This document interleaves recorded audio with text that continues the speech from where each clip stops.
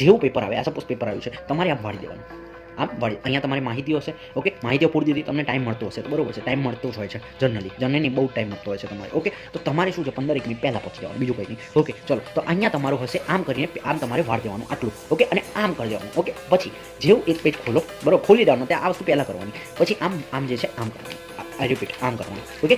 પછી આગળ જશો તમે અને આગળ જઈને પાછું આમ કરવાનું અને ડાબી પેજ આ રીતે લખવાનું. હવે આનો ફાયદો જો હું તમને દેખાડું કંઈક, આટલો ભાગ કપાઈ ગયો. ચલો, હવે મેં આ શું કરી દીધો, આમ ઘડી આપણે ઇસ્ત્રી કરવાની, ઓકે, વન ડાયવો ઇસ્ત્રી કરો.